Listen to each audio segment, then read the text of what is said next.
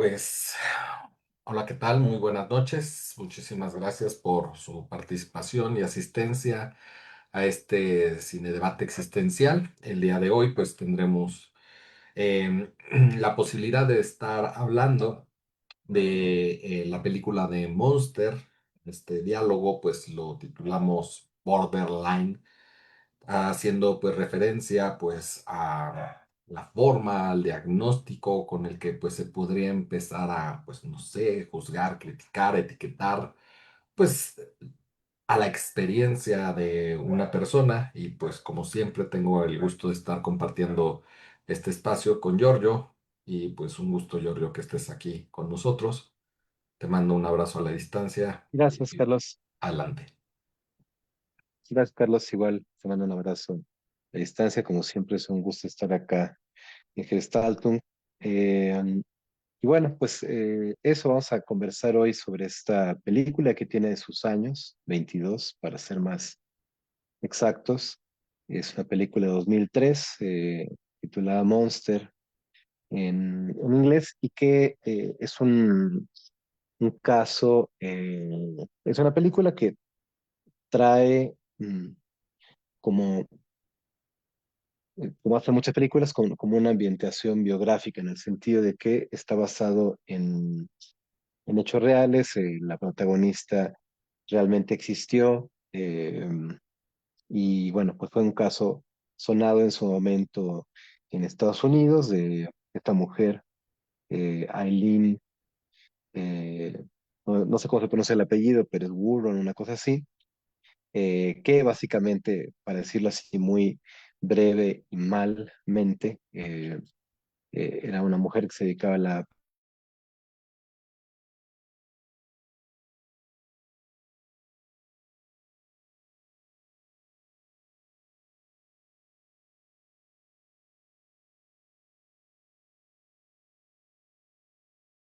prostitución y que en el momento de sus clientes, así como y ciertas cuestiones que es lo que vamos a discutir. Naturalmente la película no es la biografía, ¿no? Esto siempre se hace necesario aclarar, ¿no? Que lo que vamos a discutir nosotros es como lo que se muestra en la película. No podríamos discutir nada sobre la biografía, ni pretendemos tampoco, ¿no? Como hacer una disección de la persona, toda vez que siempre todo lo que podríamos decir de una persona sería una persona que estuviera delante de nosotros, ¿no? Entonces, bueno, hago la anotación que no suelo hacer solo por tratarse de una película basada en hechos reales, con un personaje que realmente existió, ¿no? Y no una cosa completa de completa ficción, para tener también un poco ese contexto. Y como siempre, voy a hacer así un brevísimo sondeo, resumen de la película para quien no lo hubiera visto recientemente, no lo hubiera podido ver o no la recordara, o lo que fuera, para estar en sintonía, pues, más o menos, ¿no? Lo que nos muestra la película básicamente es esta mujer que es Lee, Eileen, nos muestra algunas escenas de su infancia, ¿no? Va a tener muy pocos elementos de su infancia en realidad en en la película. Vemos que desde niña quiere ser bonita y famosa, básicamente es como su sueño, es una cosa que básicamente siente que no, o sea, hay una voz, ¿no? Que es de la protagonista que está narrando parte de la película y que dice que siente que es algo que nunca va a poder alcanzar, pero que no se rinde, que piensa que algún día alguien la va a descubrir, ¿no? Va a descubrir su hermosura, eh, básicamente, ¿no? Luego nos vamos a enterar que en realidad el padre en algún momento se suicida, deja a las hijas muy pequeñas, ella se termina prostituyendo desde los 13 años, y básicamente hace una vida de prostituta, pues, en la calle básicamente, no tiene una demora fija, y demás. Y toda la película se concentra en el encuentro que ella va a tener con otra mujer que es Sally, que es la coprotagonista de la película, y que va a encontrar en un bar gay, donde ella está también como buscando a ver con quién hablar. Pero su primer encuentro es bastante desencuentro, más bien. La protagonista, Lee, inmediatamente la rechaza, le dice que no se la va a coger, así es muy violenta directamente con ella. La otra se hace como chica, le dice que solo quería hablar, terminan congeniando, terminan hablando, bebiendo. Selby invita a Lee a su casa a dormir. Eh, Se queda, no pasa nada en realidad. Eh, Lee al principio le plantea que en realidad no le gustan las mujeres, pero luego la protagonista va narrando que en realidad pues es que no le gusta a nadie, ¿no? O sea, en realidad es que no ha tenido un contacto muy violento con el mundo, se relaciona solamente con, no tiene amigos pues o amigas, tiene solamente estos clientes que ni siquiera son clientes regulares, todos son clientes pasajeros en la autopista, y además tiene por ahí un único amigo en la vida, que vamos a ver muy pocas veces. Eh, pero básicamente en algún punto se da cuenta en este primer encuentro que la tal chica Selvi de alguna manera se interesa en ella, le dice que es muy bonita, en fin, la trata como un ser humano, pues, ¿no? Quedan de verse de nuevo, empiezan a salir. Esta chica tiene una serie de problemas, Selvi, pues, una serie de problemas en casa porque ella es lesbiana, al salir del closet, los papás que son muy religiosos la mandan lejos, para que pueda un poco como enderezarse, por decirlo así. Ella termina encontrándose con Liz, empiezan a estar juntas y en algún punto terminan saliendo a alguna pista de patinaje y Lee reflexiona que en realidad, como no le gustan, en realidad los hombres tampoco, o sea, en realidad los odia, pues como que no se había planteado, ¿no? Como si le podía gustar o no a una mujer, es que en realidad decía, no me gusta a nadie, y ella en realidad, pues como que la trata bien, ¿no? Entonces, se quedan de ver en algún lugar, se ven, empiezan a tener ondas, ¿no? Empiezan a besarse, y además están como en la idea de irse a algún lugar, no tienen a dónde ir como para pasar la noche, quedan de verse el día siguiente. eh, la chica Selvia dice que ya no tiene dinero, que tiene un brazo fracturado, bueno, con un yeso, y que no tiene dinero, no está pudiendo trabajar. Se quedan de ver en otro lugar para ver si pueden ir a un motel. Y entonces Lee le dice, pues yo consigo el dinero, ¿no? Entonces se va a prostituir para conseguir el dinero para el hotel y le toca la mala suerte de conseguir un cliente que ella ya tiene como prisa de despachar el asunto para ver a su amiga, que eventualmente será su novia. El otro se termina impacientando, la violenta, se desmaya, la amarra, la intenta violar, y cuando la intenta violar, ella, Lee, que carga un arma siempre, eh, termina poniéndose muy violenta, se logra desamarrar de donde está y mata al susodicho, ¿no? Se lleva el auto, se lleva el dinero, se pone en pareja con ella, no le dice en un primer momento nada sobre el asesinato, pero poco a poco ellas se van juntas, esta chica más jovencilla se escapa de la casa donde está quedando, se van a vivir primero en un cuarto de hotel, luego en un apartamento, y lo que empieza a hacer Lee es que después de ese primer asesinato, empieza a tener como la idea fija en la cabeza que los hombres solo quieren violar a las mujeres, una cosa similar, ¿no? Que es parte de lo que dicen en uno de los diálogos. Y entonces termina asesinando a otro cliente y le roba el auto y le roba el dinero y empieza a hacerlo como un modus operandi. En algunos momentos intenta hacerlo, pues eso siempre en la película, ¿no? Pero de repente hay un tipo que es así como muy gordito y muy tímido y entonces a él como que le perdona la vida porque no, parece que no le recordara el tipo de hombre que le recuerda a este primero que intenta violarla. Eh, y empiezan a tener problemas, como era natural que sucediera. Lee trata de dejar la prostitución y conseguirse un trabajo porque piensa que es algo que le, o sea, es la verdad es que se siente interesada por una persona y que le interesa a una persona, entonces piensa que puede tener una vida, habla la voz de trasfondo siempre sobre el amor y sobre todo en sí misma y entonces empieza a buscar un trabajo, pero pues no tiene carrera, no tiene estudios, no tiene currículum, no tiene experiencia, solamente ha trabajado como prostituta, entonces es rechazada brutalmente por el sistema. Eh, Su pareja se impacienta, ¿no? Porque en realidad empiezan a estar juntas después de que ella mató al primer hombre, nunca tienen relaciones, entonces ella se queda, o sea, la pareja Selvi se queda como muy sacada de onda porque dice, bueno, pues nos fuimos, pero no estamos realmente juntas, ¿qué está pasando? Eh, Empiezan a pasar hambre y le dice, oye, me estoy muriendo de hambre, ¿qué onda? ¿Por qué dejaste de prostituirte, no? Y entonces, bueno, pues ahí le explica que mató a un hombre, le explica lo que pasó, siguen estando juntas, y Selvi empieza a, un poco como, me surge decir como a fingir demencia, ¿no? O sea, de repente llega Lee con un auto nuevo y le dice, oye, ¿y ese auto de dónde? No, pues me lo prestaron, ¿no? Este, y ya con un montón de dinero no le cuestiona, oye, ¿por dónde salió? Nada, se deja llevar como por la corriente. Y bueno, las cosas poco a poco siguen escalando, empiezan a subir de tono. Ella decía, no encuentra ningún trabajo, entonces regresa a prostituirse y empieza a seguir, ¿no? Sigue matando personas y termina siendo eso un modus operandi. Eh, en algún punto intenta eh, llegan a tener una casa juntas, Selvi empieza a estar un poco atosigada como de la vida en común, entonces empieza a tratar de salir con amigas más de su edad, esas eran dinámicas típicas de pareja, pero bueno, en este caso mucho más complicadas por la situación en la que están ambas, una que huyó de casa y la otra que está huyendo básicamente de la ley, ¿no? Por haber matado a varias personas. Y en algún punto está planeando Lee que se puedan escapar, empieza a sospechar que están un poco atrás de su pista. Ella va recolectando como los recortes de periódico donde habla de los asesinatos que ya cometí y demás para ver si tienen pistas o no sobre quién ha sido.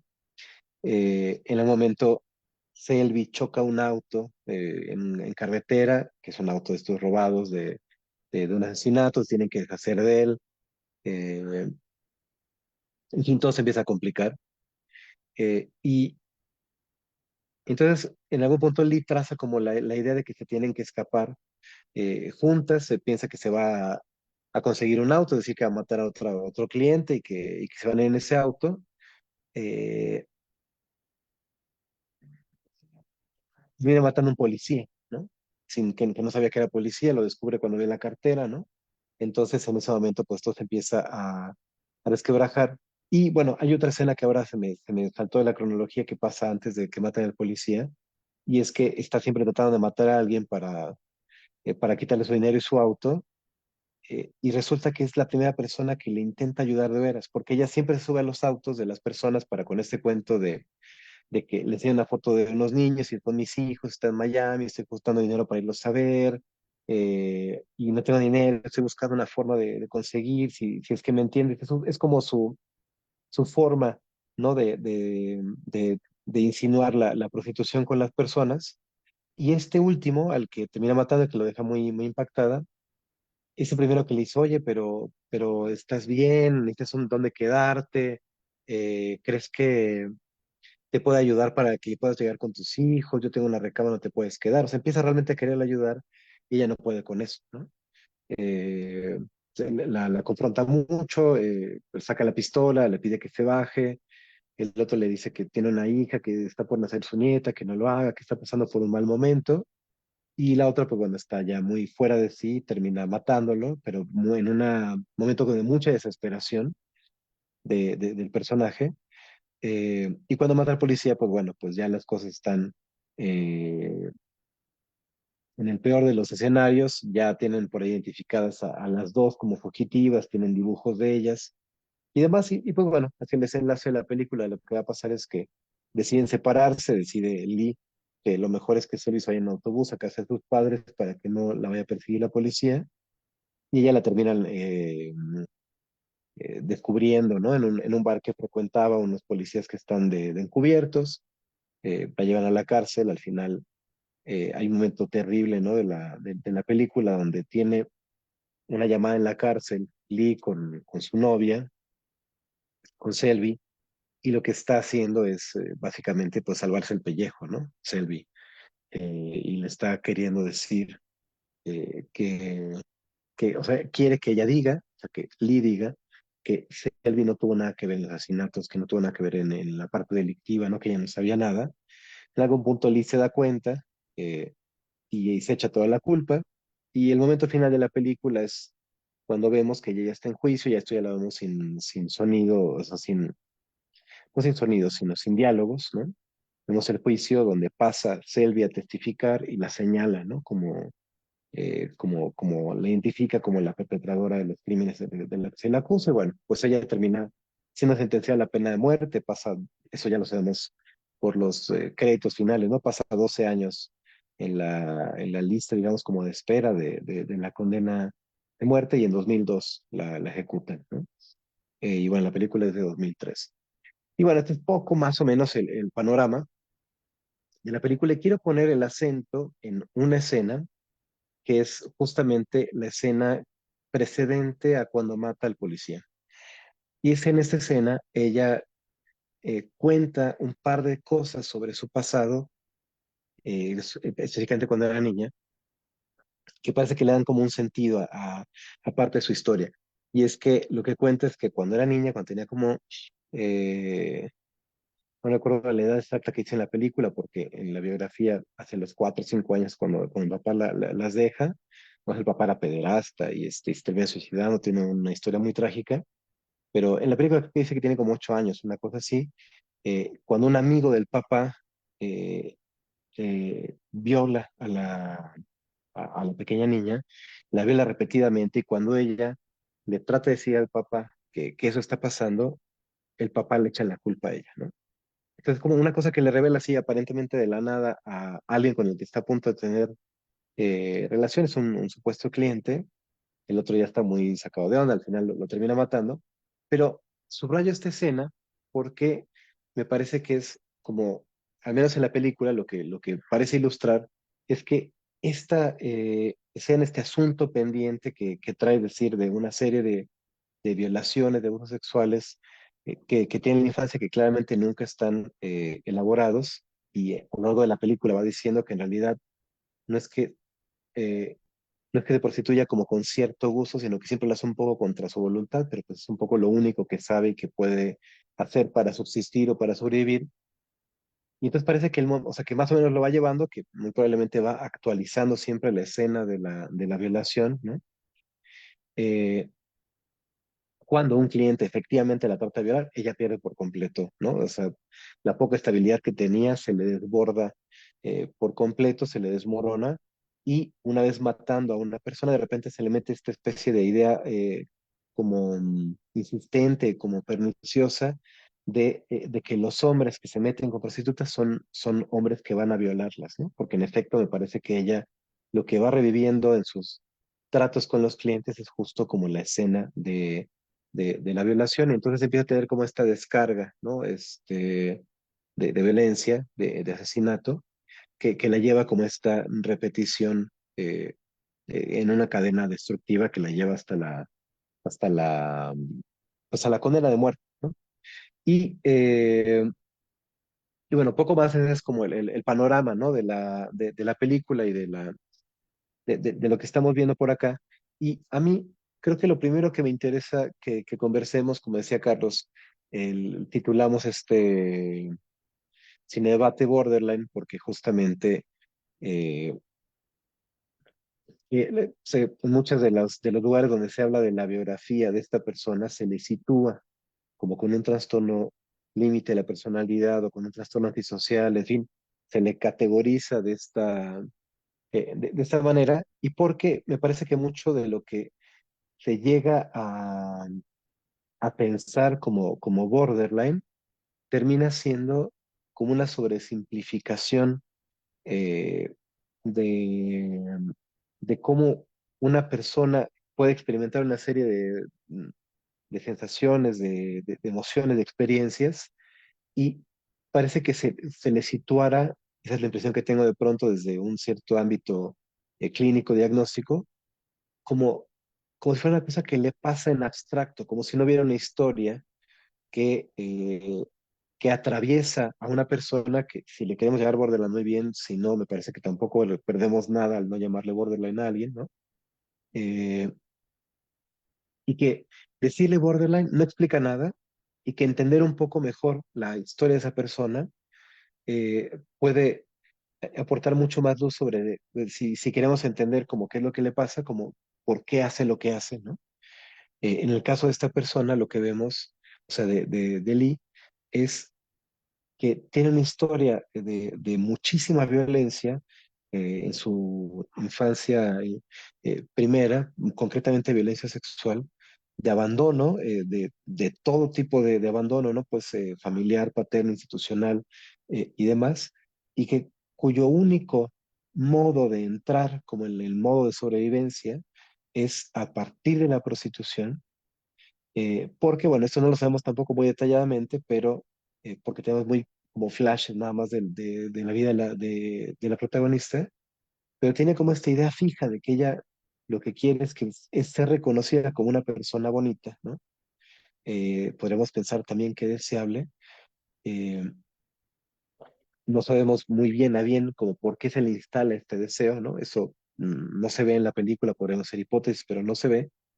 Eh, y por la razón que sea, porque tampoco lo vemos en la película, termina encontrando este deseo que es el de ser descubierta por un hombre, ¿no? Vemos una escena al inicio donde ella se alza la blusa, ¿no? Le enseña los pechos a una serie de muchachos y está buscando que alguien la descubra, ¿no? Esa es como la idea fija que tiene, que alguien la descubra, que alguien descubra que es bella, ¿no? Que es deseable, digna de ser vista, qué sé yo. Y entonces una cosa la va llevando a la otra hasta que termina entregándose a la prostitución, ¿no? Pero lo hace un poco, decía, en ese trasfondo de violencia terrible, eh, y porque es la única cosa de la que se aferra para sobrevivir y seguir subsistiendo. O sea, ni siquiera tiene como alguna posibilidad, digamos, de tener lo que podremos denominar una vida, ¿no? Es solamente un ser que continúa a existir, ¿no?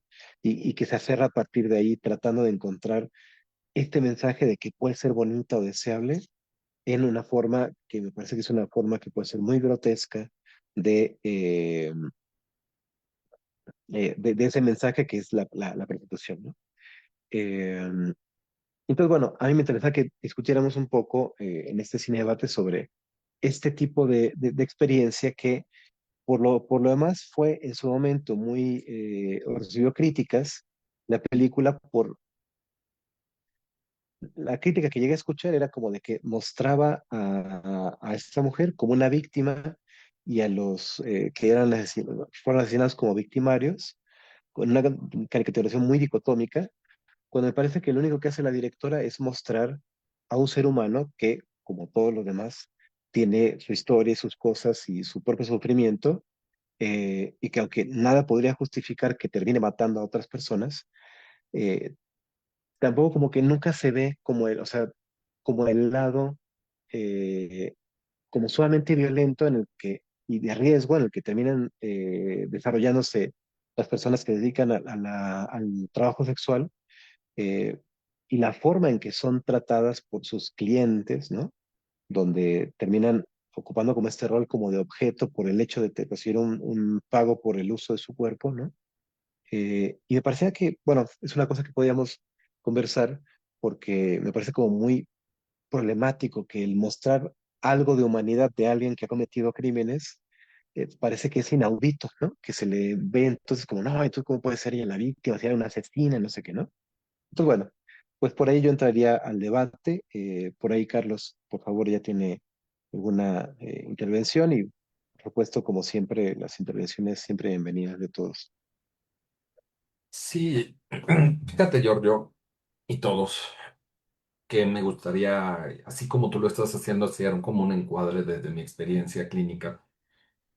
En su momento, pues he tenido la posibilidad, principalmente cuando yo trabajaba, colaboraba en la Clínica San Rafael, pues de estar trabajando con múltiples personas que eran diagnosticadas por psiquiatras con esta patología. Y creo que lo dices de una forma tan importante que creo que sí vale mucho la pena hacer el énfasis en el hecho de cómo termina reduciéndose toda la experiencia humana a un diagnóstico. Hoy estamos hablando del borderline, sin embargo, esto aplica pues, para cualquiera y creo que todos lo sabemos. Entonces, a pesar de que pues muchos de los que estamos aquí presentes tenemos una formación gestáltica, una perspectiva de campo, pues creo que no está de más pues también reiterar el hecho de cómo es que esta situación no es que podamos hablar de una persona borderline, una estructura borderline, sino de nuevo es ir comprendiendo cómo es una experiencia borderline, donde esta experiencia pues implica una relación con un otro, unos otros. Y creo que así como tú lo vas precisamente desarrollando y ampliando, pues va siendo más comprensible el hecho de, sin pretender justificar los actos que pueda hacer, sí por lo menos tener mayor claridad de todo lo que está sucediendo y pasando en esta persona para llevar a cabo este tipo de comportamientos, este tipo de acciones. No quiero quemar a ningún psiquiatra y no voy a decir nombres, pero cuando yo estaba ahí en la clínica San Rafael, incluso hasta nos llegaban a decir, ¿no sabes qué tiene el paciente? Es borderline. Como si fuera una generalización así, ¿no? Pues tiene como que rasgos antisociales, histriónicos, narcisista, de borderline, ¿no? Como si entonces ya ni siquiera bastara la clasificación del DSM para entonces asignar una etiqueta, sino si incluso tú como experto en salud clínica, en salud mental, pues no sabes qué es, pues eso significa borderline, ¿no? Entonces, hasta dónde sí yo me cuestionaba mucho a ver, pero entonces, ¿qué tanto se están regalando una multiplicidad de etiquetas ante circunstancias de sufrimiento que pueden llegar a ser a veces tan ajenas a lo que nosotros a veces tenemos en en nuestras experiencias? Recuerdo un caso muy particular de una chica que nace y a partir de que nace por complicaciones en el parto fallece la madre y padre completamente desconocido. Y esta chica pues empezó a rolar de casa en casa, de familiar en familiar, donde ella narra cómo es que el lugar donde ella llegaba, el lugar donde vivía un abuso sexual, sin embargo, ella aprendió, por decirlo, y no lo digo yo, lo refiere ella, a concebir el cariño, el afecto de esta manera. Y particularmente cuando llega a una casa y esta circunstancia no sucede, es en donde ella empieza a tomar conciencia de, a ver, que como que, ¿qué pasa aquí? Aquí es el lugar raro, aquí es donde no me cuadra. ¿Por qué? Porque de alguna manera, pues en todos los anteriores, esto es lo que yo he vivido y como que aquí no funciona así, como que si yo hasta me acerco, me muestro, seduzco, esto no funciona de esta manera. Y creo que ahí es en donde ella empieza a percatarse precisamente de esta situación de lo que nosotros socialmente podemos llamar como abuso sexual, violación, y es en donde pues empieza a entrar en múltiples conflictos sobre cómo entonces he sido vista por los otros, cómo he sido tratada por los otros.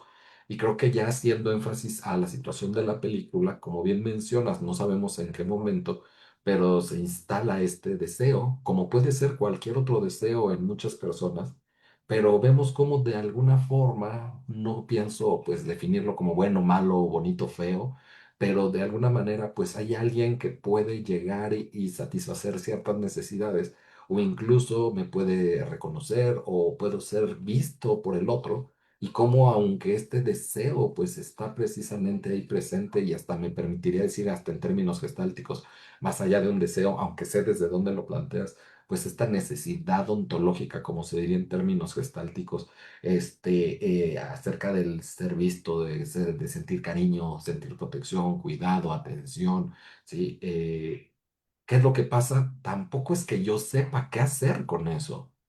Que tanto precisamente a la hora de que yo lo que busco es tan ajeno aparentemente a mí que cuando entonces llega, tampoco sé cómo precisamente relacionarme con aquella persona que yo he estado esperando y añorando que me satisfaga esta necesidad que cuando sucede, pues realmente hasta pudiéramos decir, la rechazo o hasta, no sé, me quito, huyo o la mato en caso de la película, como pudiésemos nosotros suponer. Entonces creo que desde ahí es en donde también tendremos que ir viendo las grandes complicaciones que a veces se dan en el mismo encuentro terapéutico, porque a veces es lo que yo he vivenciado y parte de eso es de lo que en su momento el próximo año hablaremos en el seminario, como desde lo que los humanistas han llamado o han titulado más allá de etiquetas psicopatológicas, un proceso frágil. Realmente desde ahí es en donde podemos ir viendo cómo es que en el momento en el que yo le ofrezco a la persona una forma diferente de relación, aparentemente pudiera ser lo que ella está buscando, queriendo, añorando, y hasta dónde precisamente se saca de onda, no sabe qué hacer con eso, no sabe cómo relacionarse desde ahí y hasta dónde termina entonces de nuevo, ¿no? Alejándose, huyendo o hasta agrediendo en ese sentido. Y creo que desde ahí va siendo también las complicaciones en esta forma de abordaje, ya que pues no es que exista una forma particular de trabajar con las personas etiquetadas clínicamente como borderlines, pero sí e ir comprendiendo cómo a veces pues se requiere otro tipo de paciencia, de tolerancia, de vínculo que pues permita esta interacción de una manera tan sutil, sin pretender forzar, sin pretender violentar, agredir, confrontar, sino pues al contrario, ¿no? Con todo este respeto hacia los tiempos que va teniendo esta otra persona para entonces pues poderme acercar y que entonces sea capaz de incluso aceptar aquello que pueda darle y si no quiere aceptarlo, también poder precisamente decir que no. Sí, yo creo que o sea, para mí hay como ahí varias cosas muy interesantes. Y una de ellas tiene que ver justo como con eso que hemos hablado en varios lugares, eh, que es el gesto de otorgar una categoría diagnóstica y sobresimplificar toda la existencia del ser humano y reducirla y explicarla a partir de esa categoría diagnóstica, ¿no? Eh, y que justamente es una categoría que no sirve en absoluto a la experiencia o a la vida, si se quiere, o al tratamiento o lo que sea de la persona que lo recibe, sino al clínico que se juega esa carta, ¿no?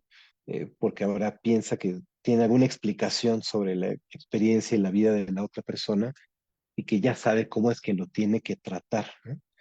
Eh, y me parece que en ese sentido, viendo siempre un poco como aterrizándolo en la película, yo creo que el momento en el que Lee se termina relacionando con Selby es cuando ella le dice, es que tú eres muy bonita, ¿no? Es que así tan bonita como eres que seguro los hombres se forman para estar contigo, ¿no? O sea, esto que ella siempre había estado esperando y que siempre por muchas circunstancias se le había planteado como era algo que solamente un hombre le podía decir, de repente llega una mujer y se lo dice, ¿no? Una mujer que además tiene intenciones románticas con ella, pues que lesbiana además. Y entonces ahí es donde se plantea, bueno, pues, ¿qué podría hacer yo por esto?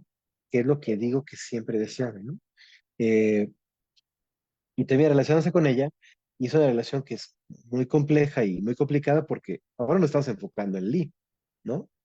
Pero luego cuando vemos, o sea, decía por ahí algún maestro, es una frase que siempre se me quedó, ¿no? Que uno trae la música por dentro y anda buscando con quién baile con la misma tonada, ¿no? Lo que es lo mismo decir Dios los hace y ellos se juntan, ¿no?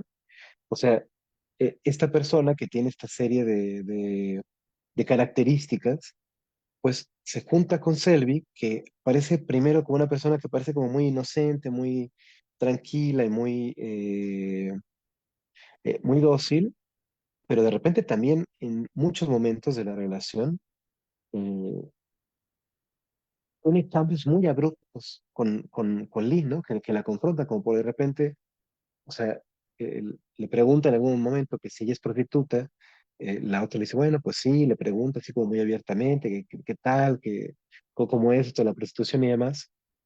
Cuando le dice, tuve que renunciar, necesitaba renunciar y voy a conseguir tu trabajo, y que ella, o sea, Selvi empieza a pasar hambre, le reclama, ¿y por qué dejaste de prostituir? O sea, ¿no? O sea, como ¿qué derecho tienes tú de no ser una prostituta si tú ahora lo que tienes que hacer es mantenerme, ¿no? Me tienes aquí muerta de hambre, ¿no?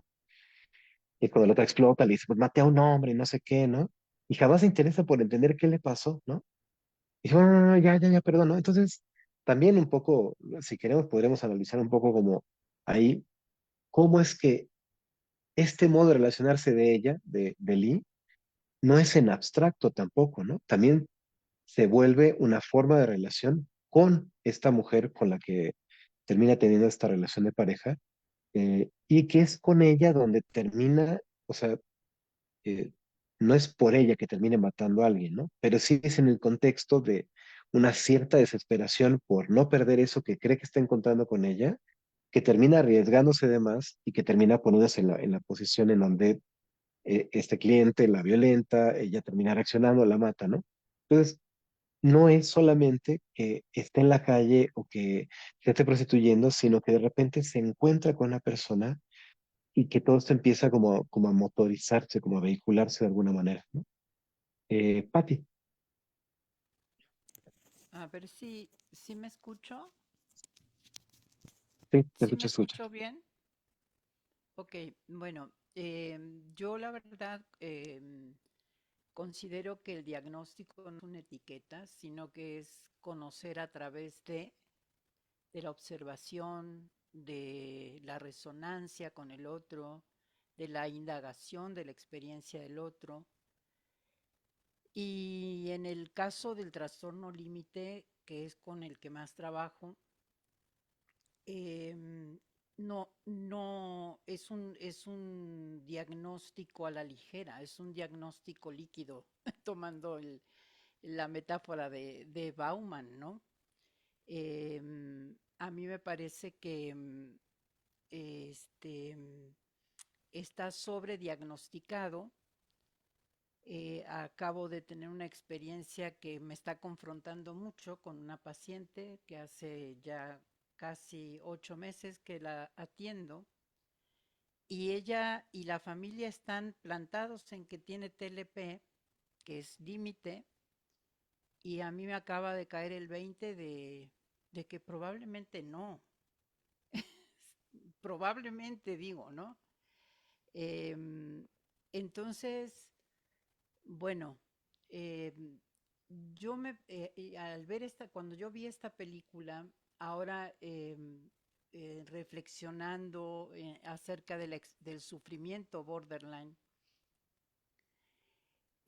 por ejemplo, ¿por qué los terapeutas no trabajamos el tema del odio, ¿no? Del paciente? Y esto lo he podido observar en mi experiencia con pacientes diagnosticados como limítrofes, voy a decir así porque así vienen, ¿no? Entonces esa experiencia del odio en esta mujer que no es bien recibida en ningún lado, no es aceptada por nadie, eh, la protagonista de la película, en el paciente borderline es como interpretado como el odio, como una desregulación, un bajo control de impulso. ¿Sí me entiendes? Es como, ¿por qué no podemos hablar del odio en terapia? ¿Sí? ¿Por qué ella no podría odiar si tiene todo para sentir odio? ¿De dónde va a sentir amor? ¿No? Y creo que es un tema que a mí me ha confrontado existencialmente este tipo de pacientes con estas maneras intensas de sentir, dejar de invalidarlas, ¿no? De tratarlas de suavizar, de tratar que pase a una regulación, porque entonces va a estar mejor y demás. Antes de entender la raíz de su odio, la raíz de su eh, inconformidad y de su denuncia de no ser validado y de no tener un lugar en el mundo, ¿no? En la existencia. Entonces, para mí esta película, a mí personalmente, me mueve mucho el tema del odio, ¿no? O sea, es fácil verla como la asesina serial, ¿no? Yo acabo de terminar de ver la otra serie de Ed Gein, ¿no? Que hace una actuación magistral cuando el psiquiatra le dice que tú tienes esquizofrenia. y cómo él se desmorona, ¿no? Ante esto. Entonces, es fácil decir, bueno, es que ella es la victimaria y demás, pero de la vida, ¿no? O sea, o sea, ¿de dónde va a aprender el amor, por ejemplo? Entonces, a mí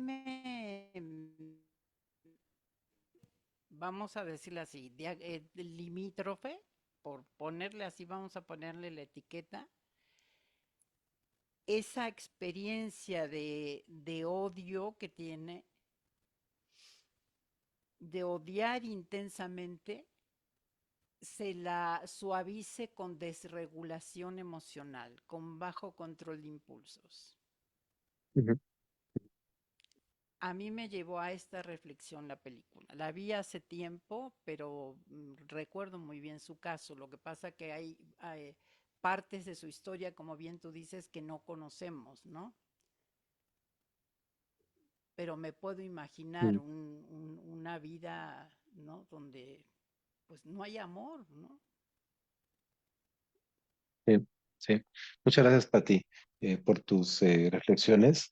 Fíjate que justo ahora que hablabas de esto, eh, o sea, yo pienso que siempre una postura clínica puede estar al servicio de una relación terapéutica o de un tratamiento, de un proceso, o puede estar solamente al servicio del clínico, ¿no? Lo mismo con las categorías diagnósticas, lo mismo con eh, hablarlo desde otro lugar, ¿no? Eh, pero creo que tiene como ambos filos, ¿no? Entonces, para mí justo esto que estás diciendo, este atenuamiento, es parte justo como de esta envoltura que viene el decir, ya sé cómo es su experiencia, ¿no? Esto es borderline, entonces lo que le va a pasar es esto y es claro, pues entonces eh, se sobresimplifica, se atenúa, se maquilla, se trata de controlar, ¿no? Me parece, ¿no? Como decir, esto es lo que le pasa, ¿no? Y me parece que en efecto puede haber una dificultad o un escozor en terapia para hablar de cosas eh, que son también muy humanas, como la experiencia de odio o la experiencia de deseo de venganza, por ejemplo. O sea, cuando una persona se siente todavía tan atrapada y tan mal en una experiencia con X persona que lo que genuinamente desea es que el otro se muera, o que alguien lo mate, o que le pase algo malo, o que pague lo que ha hecho, ¿no? Además de toda la rabia que pueda haber, etcétera, ¿no? Y este tipo de cosas parece que no se pueden oír, ¿no? Estoy de acuerdo contigo en ese sentido, ¿no? Parece que necesitan tener de explicación o que podrían escucharse desde otro lugar o tratar de darle la vuelta como este tipo de cosas cuando son experiencias tan genuinas, válidas, entendibles, explicables, como la experiencia de amor, como la experiencia de compasión, como otro tipo de experiencias, ¿no? Que son con las que más, o de tristeza o de depresión, que uno podría estar más eh, favorable a pensar en darle un lugar a escuchar algo de esta naturaleza, ¿no? En la clínica. Y yo creo que gran parte de esto también tiene que ver, al menos en mi experiencia, esto lo veo un poco así, con que tendemos a leer el mundo de una forma como muy dicotómica, ¿no? Esto es medianamente insalvable, así estamos hechos a partir de dicotomías y de categorías binarias, ¿no? Entonces necesitamos leer la realidad pensando en que hay una víctima y un victimario, ¿no? Y entonces que si es victimario, tú no puedes ser víctima, y si es víctima, no puede ser victimario, y se acabó, ¿no? Y entonces, por eso me pareció como muy interesante esta crítica o lectura que llegaba a ver de esta película. O sea, no, es que la presenta como víctima y a los clientes como victimarios, y como quien dice, y así no va la cosa, ella es la asesina, ¿no? Y es como, a ver, ¿no? O sea, si nos desprendemos de esas categorías por un momento, sí podemos pensar que en efecto, no solamente los que aparecen, digamos, en la película que termina matando ella, ¿no? Y que no todos comparten el mismo registro, porque ya hablaba de este hombre que le tiene compasión y ya está como muy fuera de sí, lo termina también matando. Y además es muy interesante, porque cuando lo mata él, lo mata gritando y muy desesperada, pues una experiencia muy tremenda efectivamente. Y cuando se despide de Selby, se despide en un... Está desplomada y me dices que no sé si voy a poder perdonarme nunca, ¿no? Porque justo cuando lo mata él es cuando se le desmorona la fantasía de que está matando solamente a un violador, ¿no? Está eh, pues ya completamente como en otro registro. Bueno, me parece que el poder ver que una persona que asesina a otra también sufre y que tiene una historia de sufrimiento tremenda, eh, y que la persona que pudo haber sido asesinada también pudo haber sido una persona sumamente violenta, etcétera, ¿no? Porque vamos a decirlo de esta manera también, ¿no? El, el ejercicio de poder que se fantasea y que se ejerce o que se usa en la prostitución, o sea, en el decir yo con este dinero tengo derecho a pasar encima de tu cuerpo, ¿no? Creo que eso es violentísimo. Ya habla de un posicionamiento subjetivo de la persona que está decidiendo pagar este tipo de servicio y en qué forma, ¿no? Eh, y entonces parece como si toda nuestra lectura tuviera que ser o una cosa u otra. O es una víctima que fue asesinada o es un victimario hijo de la fregada, ¿no? Y no, pues las personas son mucho más complejos que eso, ¿no? O sea, Lee sí fue una persona que mató a por lo menos 7 que hubiera confesado personas y también tuvo una vida de mierda, ¿no? O sea, le tocó, decía, la parte biográfica, lo que sabemos de su biografía es que su padre era pederasta, que se suicidó cuando ella tenía 5 años y dejó una hermana también de 4, que se las tuvo que apañar sola, que creció en la calle. Y como decías tú, Pati, pues que en toda esa experiencia yo diría algo más tremendo. Tú decías, ¿cómo haría para conocer el amor en esa experiencia? Yo diría es que en, en ese modo de sobrevivencia, la experiencia que puede entender como amor es una experiencia donde ella termina siendo usada como objeto. O sea, es el único momento donde puede ser vista o considerada, ¿no? Como objeto de deseo, ¿no? Eh, y entonces entender eso en una experiencia como lo más cercano a lo que podría pensarse en la experiencia de esta persona como amor, me parece que es hiper trágico, ¿no? Independientemente de que no quita eso que sea también trágico, que termine matando a una persona que es padre de familia, lo que sea, que deja, o sea, es igualmente trágico, pues, pero no se trata, pues, creo, o al menos no mi intención, pues, eh, como de justificar nada, se trata solamente de complejizar y entender un poco más profundamente como como cuál es el sufrimiento humano que está detrás de cosas que nos parecen grotescas, estridentes, que nos repelen, a las que no queremos acercarnos porque puede ser a veces mucho más cómodo o acomodado decir, ella es una asesina, ella es borderline, y entonces, por lo tanto, yo no, ¿no? Y por lo tanto, yo asumo, porque esas categorías sirven para eso, ¿no? Yo asumo que jamás yo estaría en esa posición, ¿no? Y lo cierto, lo que puede ser hasta cierto punto terrorífico es que no sabemos. No sabemos nunca si dadas las circunstancias de la vida nos podría llevar a un escenario en donde nosotros podríamos ejecutar eso que hoy condenamos como la cosa más deleznable.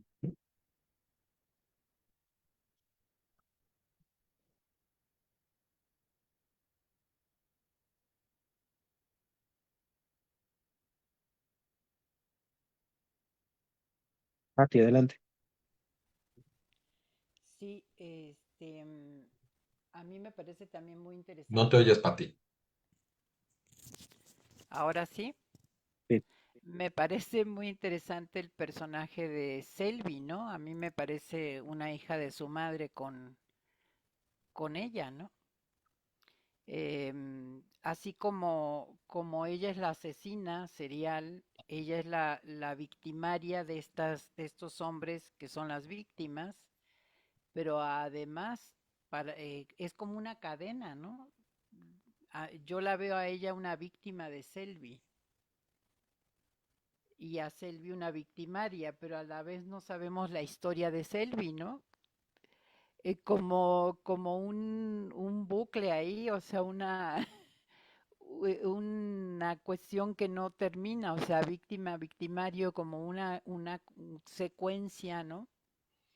Este, porque también el personaje de Selby es interesante, ¿no? Cómo, cómo se relaciona, desde dónde se relaciona con esta Eileen, ¿no? Sí. Sí, justo esto que dices, Pati, a mí me llama mucho la atención ahora que volví a ver la película, porque ya no recordaba lo perturbador que es este personaje, ¿no? El de Selby. Porque, o sea, es tan estridente la idea de la prostituta, asesina serial, no sé qué, que de repente uno puede tener la imagen o el foco demasiado en uno de los personajes.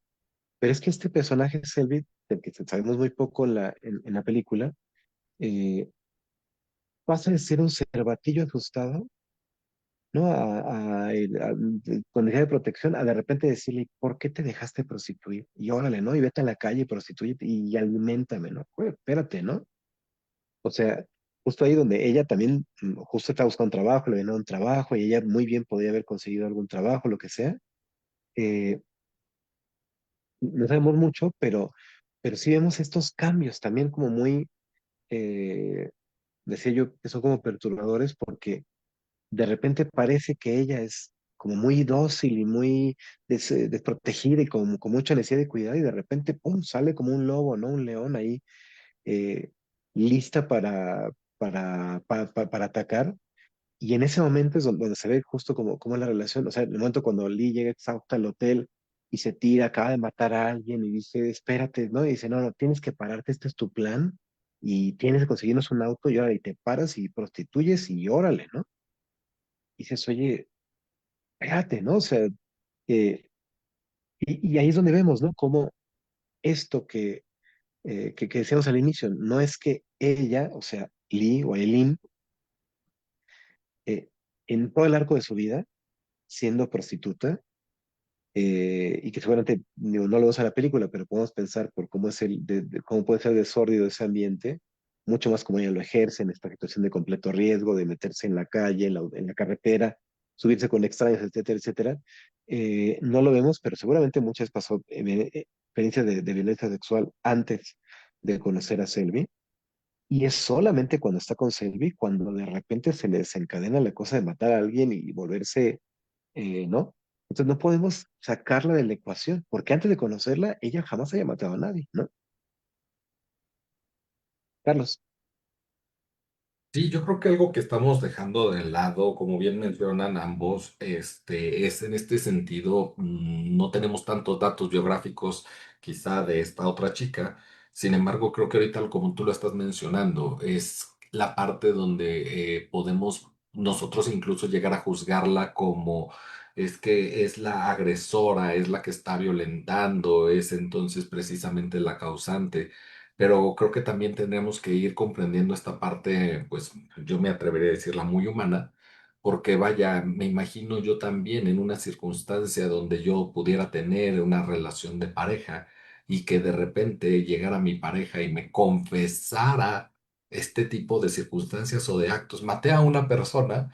¿Cómo puedo yo estar manejando en esa situación el hecho de, por un lado, la ambivalencia entre puedo amar tanto a una persona, pero espérate tantito, ¿cómo se atrevió también a hacer esto otro?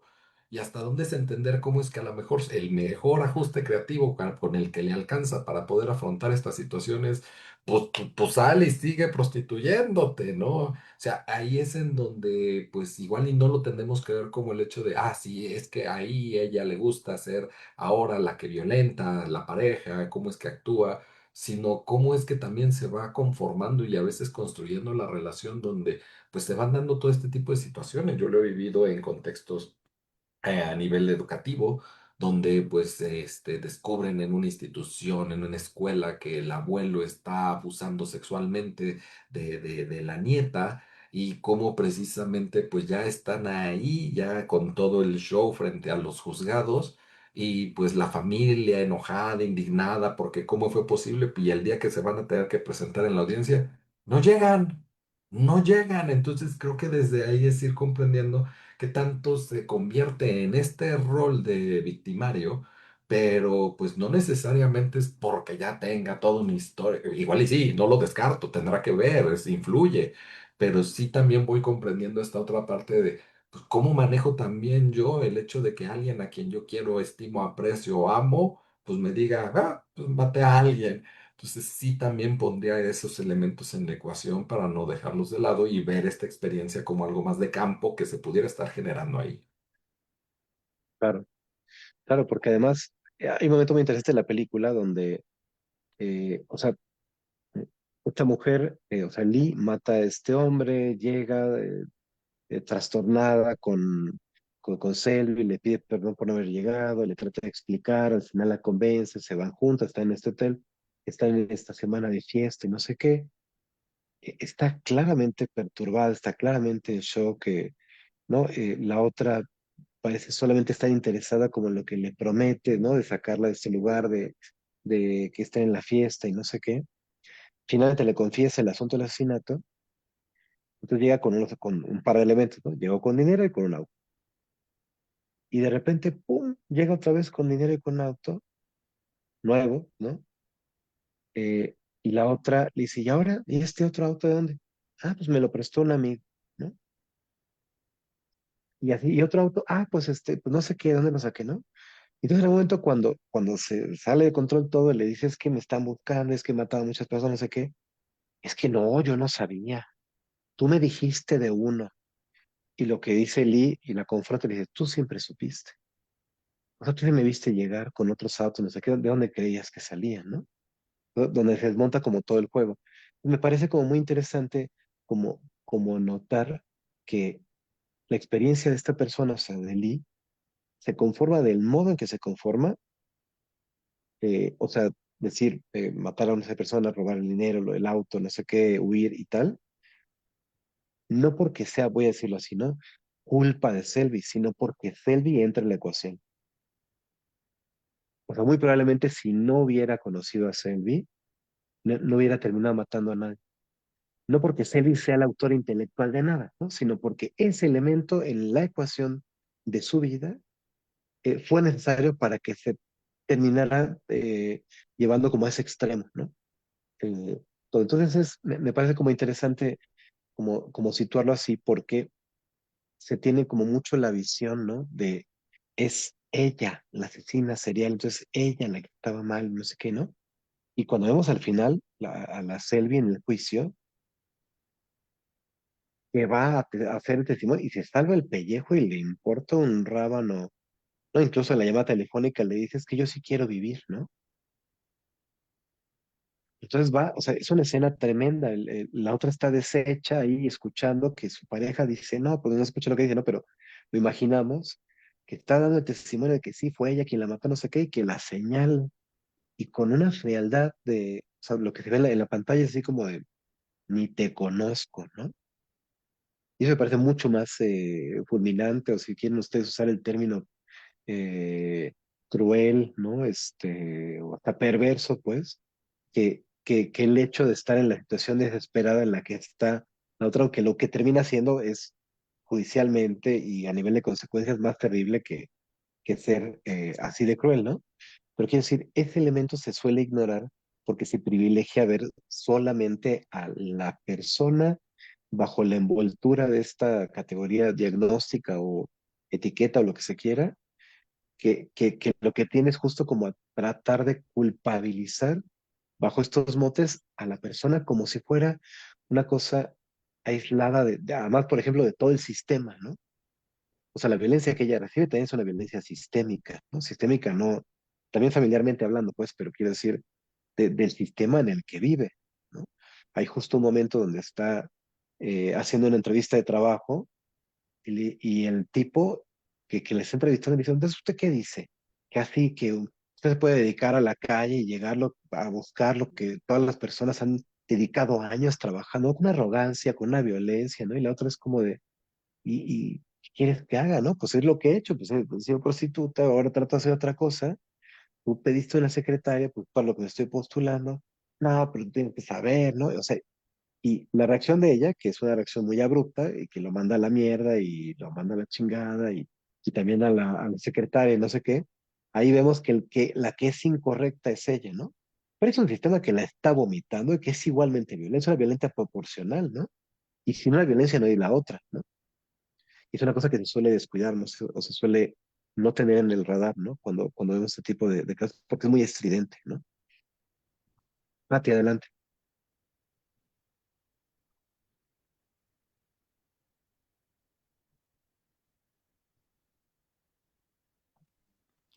Sí, a ver, sí, estoy en lo correcto que Carlos me diga, ¿no? Por esto que habla el de la experiencia de campo, ¿no? Em, Me llama mucho la atención, ¿no? Cómo entonces en la experiencia co-creada por ambas, ¿no? En ambas eh, se detonan una serie de emociones, de circunstancias y que las llevan a ambas a lo que las llevan, ¿no? Ah, y como ella antes, con otro tipo de contactos, de interacciones, no llegaba a matar. Y me hace acordar a la historia de Ed Gein, ¿no? De este asesino serial, porque entonces en los juicios de los asesinos seriales habría que meter al bote también a los otros que con los que se relaciona, ¿no? Porque en el caso de Ed Gein, la chavita con la que se relaciona y la mamá, o sea, agudizan, podríamos decirlo desde una mirada clínica, psicopatológica, agudizan la psicopatología de él, ¿no?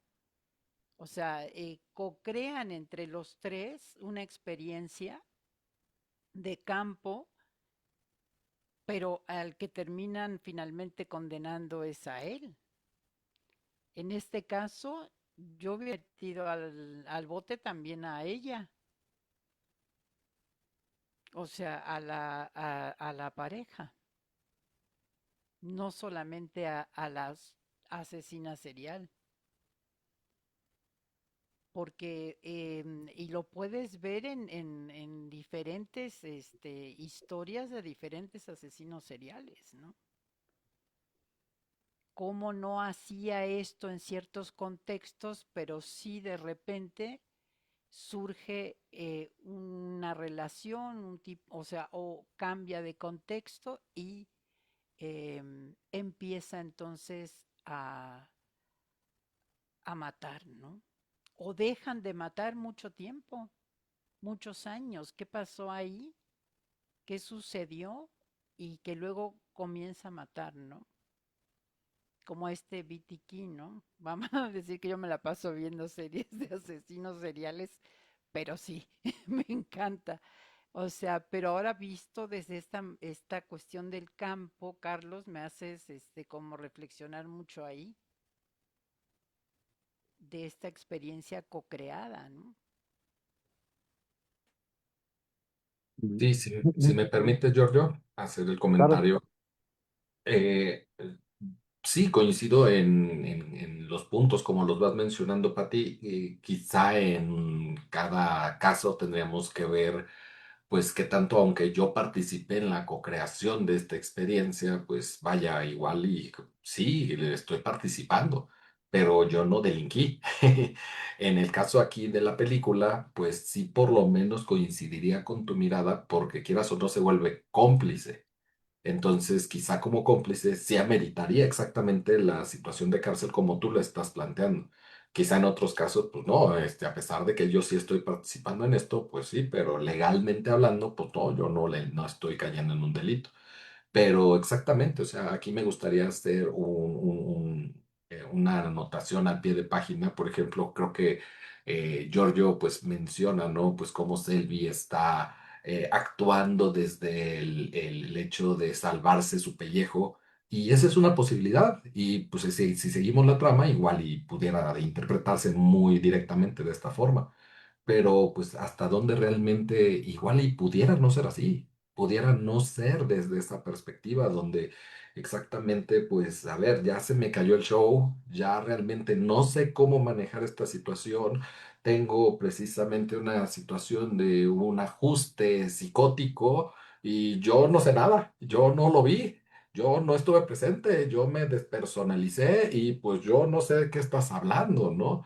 Entonces, ¿qué tanto no fue salvarse el pellejo, sino una forma de ajuste ante el hecho de ver ahora que lo que yo tenía ya se acabó, ya se perdió, ya no voy a seguirlo recibiendo, o que a la persona a la que amo pues va a terminar alejándose de mí por estas circunstancias? En fin, o sea, creo que pudiéramos verlo desde diferentes matices, pero sí ir comprendiendo de nuevo pues cómo se va dando ahora este nuevo ajuste, en este caso en Selvi, ante la angustia de decir, pues, cómo es que ya no hay ahora un patrocinador que satisfaga entonces lo que yo necesito, y qué angustia entonces tener que regresar a mi casa, donde precisamente me mandaron a casa de los tíos para curarme de una homosexualidad, o tener que regresar a la casa de los tíos que pues siguen en esa misma sintonía. Entonces, sí, hasta dónde pues uno pudiera decir, no, pues yo tampoco lo vi, ¿no? Entonces si pudiéramos interpretarlo, verlo, darle una lectura de formas tan diversas, donde ahora se está creando un nuevo campo y cómo ahora necesito pues tener un nuevo ajuste ante esta situación.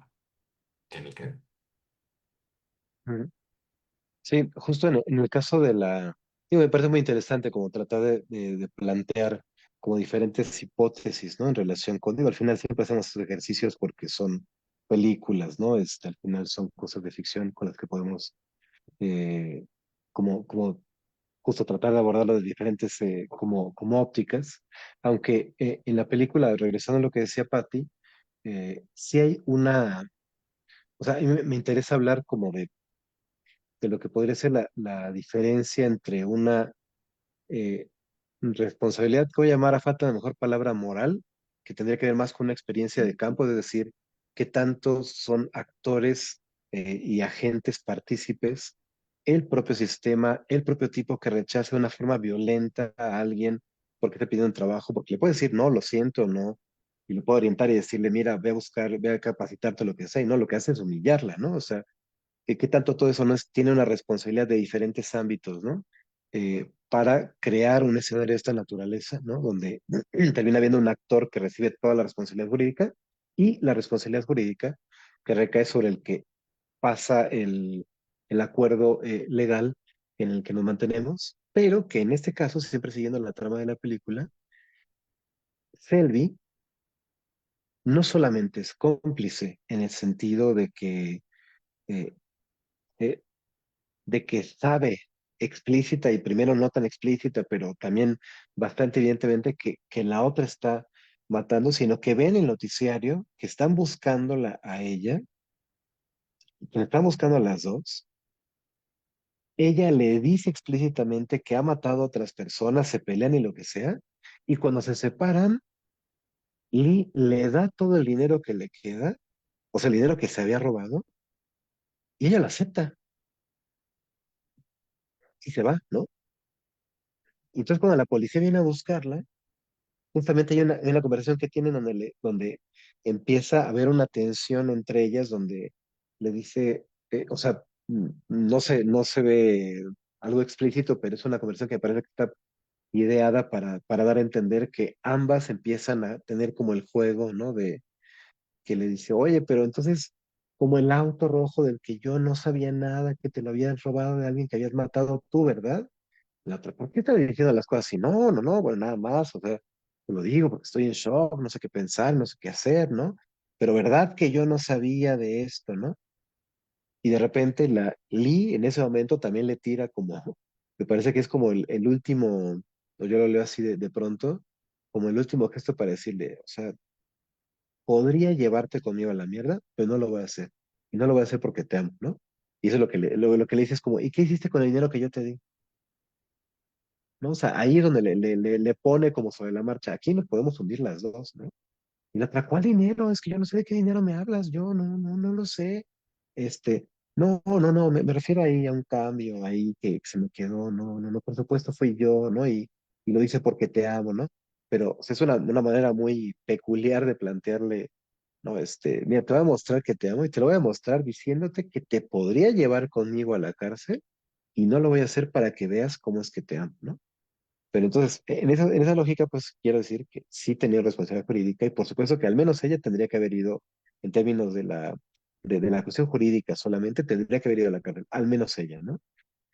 Luego, que no sería muy mal que nos cuestionáramos qué objeto realmente tiene la cárcel, qué sentido sí tiene privar a la gente de su libertad, qué tanto tiene el sentido de una supuesta reinserción y rehabilitación, qué tanto solamente genera un estigma, una marginación, qué tanto se ha estudiado durante muchos años que las cárceles no sirven para nada y se siguen usando, pero bueno, este es un tema del que podríamos discutir en otro cine debate, ¿no? Y que Foucault ha documentado muy, muy bien, ¿no? Pero en este caso, eh, me parece que sí, en efecto, tendría que haber tenido una responsabilidad jurídica también la otra como cómplice, como quedándose con un dinero ilícito, como un testimonio de que no decidió dar parte de las autoridades, etcétera, etcétera, ¿no? Eh, y bueno, pues la lectura que le queramos dar, si es un, claro, dice María, la omisión sí cuenta en la ley, claro, ¿no? Eh, a mí me daba más la sensación esta, ¿no? Como de este quererse salvar el pellejo, lo decía así un poco velozmente, quizás mal, porque hay una frase que le dice mientras está llorando y está hablando y se queda como sobreentendido que le está delatando con la policía y le dice, es que yo quiero vivir, yo no creo que mi vida se quede aquí, ¿no? Yo quiero seguir viva, ¿no? Y parece como si ahí le dijera, híjole, perdón por tirarte todo, pero es que pues de que nos vayamos las dos a la cárcel, no, o sea, casi, casi como, estoy diciendo muchas palabras que ninguna dice, pero me parece que están un poco ahí en esa tensión, ¿no? De, pues tú ya eres una prostituta, ya mataste un montón de gente, no sé qué, pues yo todavía tengo la vida por delante, ¿no? O sea, no me hagas ahí ir contigo, ¿no? Y la otra lo lee bien y lo acepta y le dice, está bien, fui yo la que siempre supe, ¿no? Y además me parece muy interesante que, o sea, se, dentro de de estas visiones como dicotómicas que nos gusta, a partir de las cuales nos gusta leer la realidad, es más fácil dejar de interrogar y cuestionar a la persona que está dando parte a la policía sobre su responsabilidad jurídica porque tanto ya hay alguien que tiene que pagar, ¿no? Entonces, digo, no vemos en la película qué es lo que pasa, pero claramente Selby está coludida con con los policías, en algún punto seguro hará algún trato o algo para llamarle y que confiese los crímenes para que puedan llevarla a juicio y demás. Y a la justicia o al sistema legal de Estados Unidos, y que no es muy diferente de otras partes del mundo, lo que le interesa es que alguien pague, no le interesa que haya justicia, ¿no? Es decir, tú que también tienes una responsabilidad, te vamos a exonerar si nos entregas en bandeja de plata a la persona que tú dices que amabas, ¿no? Y perdón, ¿no? Pero si eso no es sumamente perverso, entonces yo no sé qué es, ¿no? Pero en cambio quedamos como sociedad pues muy satisfechos porque, pues entonces una asesina serial, ¿no? Eh, recibió su merecido y recibió esta condena y ahora recibió la pena de muerte y entonces ahí se siente como una cosa como de pago, como de, ¿no? Eh, y todo lo que se deja en el aire, ¿no? No nos importa, no nos importa porque tenemos ya satisfecho casi le llamaría como deseo de venganza de pronto, ¿no? Eh, dice Mari también, ¿no? Testigo protegido. Claro, como testigo protegido es como seguramente opera en la película, pero que es bien interesante ese sistema de lo legal, ¿no? A ver, yo sé que tú hiciste algo mal, pero si me das algo a cambio para que yo pueda procesar a alguien más, entonces a ti te condono, ¿no? Y que en muchos casos siempre es una cosa, ¿no? Como por ejemplo, eso lo vemos en un montón de películas gringas, ¿no? Porque el sistema judicial gringo es un poco distinto del mexicano, los juicios orales y demás, pero que siempre la policía trata de pactar con con las personas que han delinquido para que rompan el único código ético que tienen, que es el de no soplar, el de no echar de cabeza a los otros compañeros, etcétera. O sea, el único vínculo que han logrado formar es como rómpelo y pone en peligro toda tu existencia para salvar tu pellejo, ¿no? Eso es lo que propone el sistema judicial. Eh, y eso no se nota como algo sumamente perverso, ¿no? Porque siempre está en pos de que se haga justicia, ¿no? bueno, pues me parece que es importante como cuestionarse también eso. Pati, adelante.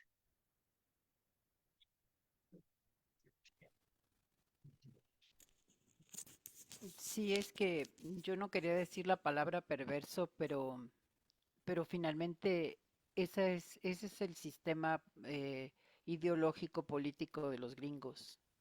Y eso es lo que te venden en todas sus series, películas y demás. Ellos son los salvadores de la humanidad, ex- con una perversión que llega a niveles inimaginables, ¿no? O sea, siempre te encuentran al culpable y entonces los superhéroes y toda esta ideología que nos han metido en la cabeza. Y me parece tan perverso como lo que pasa en México, al contrario, donde no hay un culpable, donde se inventan culpables, donde se cierran carpetas de investigación, donde hay el triple de desaparecidos de los que tenemos nosotros en la dictadura militar argentina, ¿no? En México hay más de 100.000 desaparecidos, y no hay investigación porque la impunidad y la corrupción también es extremadamente perversa, ¿no? Entonces, sí, es todo un tema, ¿no? Esta cuestión que tú planteas de las cárceles, también ahora me preguntaba, bueno,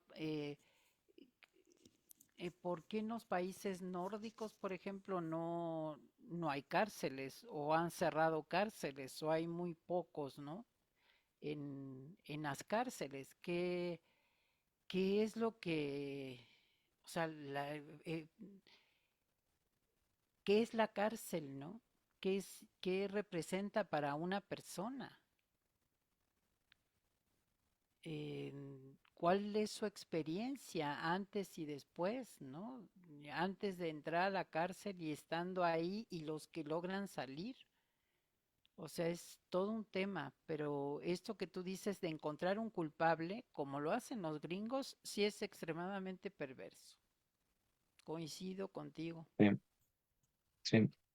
Y puede ser una visión sumamente como siempre binaria y dicotómica del mundo, ¿no? Siempre tiene que haber un malo que es muy malo y un bueno que es muy bueno, y ya, y todo lo que haga el bueno está de alguna manera justificado, ¿no? O sea, no importa que pueda ejercer la misma violencia que está condenado, si la ejerce el bueno, entonces es una cosa con la que estamos de acuerdo, ¿no? Justo ahora que mencionaba esta lógica de los superhéroes, ¿no? Eh, digo, hay muchos memes al respecto, ¿no? Pero cuando uno lee, por ejemplo, como toda la historia de Batman, ¿no? O de cualquier superhéroe, pero ahora pienso en uno en concreto porque es más cercano a cosas menos fantásticas, en el sentido que es una persona que no tiene superpoderes, ¿no? Es solamente un millonario que en lugar de comprarse 100.000, o además de comprar 100.000 coches y 100.000 cosas, también se entrena y tiene, ¿no? Y decide hacer vigilante nocturno, lo que quieran. Eh, pero eh, estos memes que dicen, ¿no? Como bueno, pues y si todo ese esfuerzo y ese dinero y tal, es ocupado nada más para sacar a la gente que delinque, ¿no? O sea, como este sistema de corrupción y de pobreza, ¿no? Si todo ese dinero que estás acaparando lo distribuyes un poquito más, no haces más que ponerte a castigar a los maleantes, ¿no? Por las noches, o, o el hecho mismo de pensar, ¿no? O sea, yo veía ahora recientemente justo una de estas películas de Batman y lo pensaba desde ese lugar como esta escena traumática del asesinato del padre y volverse un vigilante, no sé qué, es así como, o sea, una escena pues tremenda si se quiere, ¿no? Perder a los padres, quedarse huérfano y demás y tener una rabia ahí incontenible, lo que sea. Pues al final es como, como encontrarle una justificación a que alguien sí pueda eh, ir a romperles los huesos y la cara y no sé qué a un número determinado de personas solo porque se le considera que son malos. Ah, pero él es muy bueno porque no mata, ¿no? Porque tiene su código de no mata, pero sí puede torturar y sí puede golpear, ¿no? Y todo porque no ha querido atender un problema de rabia en relación con un duelo tremendo, si se quiere, ¿no? O sea, digo, si uno se pone a sentar, ¿no? O a acosar al diván a los superiores, acaban muy mal parados. O sea, es muy poco heroico lo que hacen y es muy cobarde hasta cierto punto de vista, como estar eh, queriendo darle la vuelta al propio dolor, queriendo pues, castigar a otros y golpear a otros y que tiene violencia sobre otros. Además, en un sentido de superioridad moral que quién sabe quién lo coloca allí, ¿no? O sea, es una cosa que también me parece como que va en esa lógica, ¿no?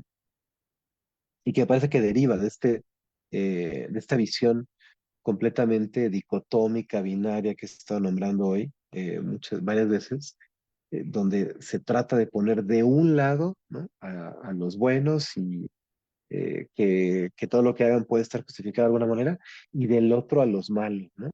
Y que, digo, no es el tema y no vamos a meter tanto en ello, pero es justo como la propia lógica que opera en las guerras, ¿no? Lo que está operando hoy mismo en Palestina e Israel, ¿no? O sea, según donde se vea el acento de quiénes son los buenos y quiénes son los malos, se puede justificar una cantidad de cosas que me parecen verdaderamente tremendas, ¿no? Y basta solamente como con aplicar esa lógica dicotómica a un escenario de un conflicto tan tremendo para justificar o no determinadas acciones, ¿no? De un gobierno. Entonces es algo que me parece que vale mucho la pena problematizar, ¿no?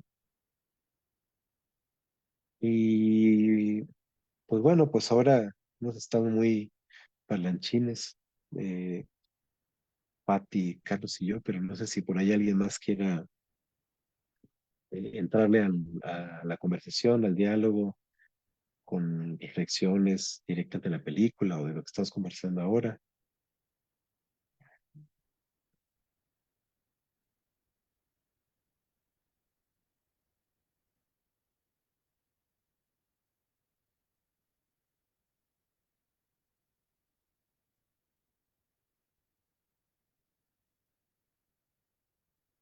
Yo, Adelante, Vale. fíjate que vi la película y al principio así como que hasta me estaba impactando mucho por todo, cómo actuaba ella, la Monster, él se le llama ahí.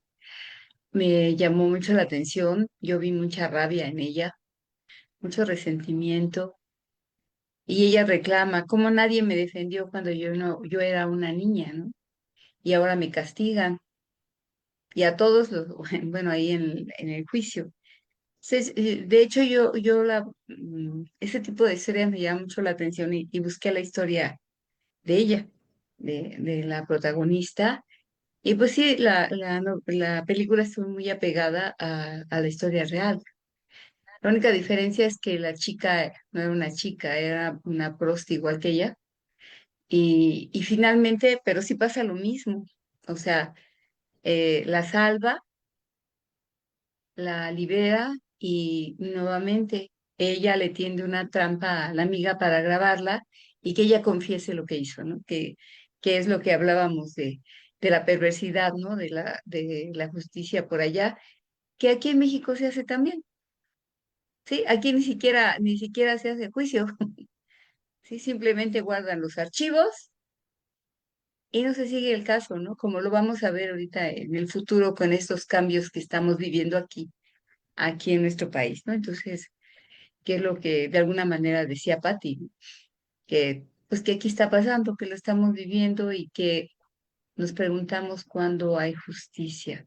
Y bueno, pero volviendo a la película, me pareció muy interesante la actitud de la amiga, que realmente como que yo ahí como que no me quedaba claro cómo realmente ella es la que la empieza a buscar, porque también era una chica solitaria y vio en ella de alguna manera lo que ella también como que no se atrevía a hacer. A mí me dio esa impresión.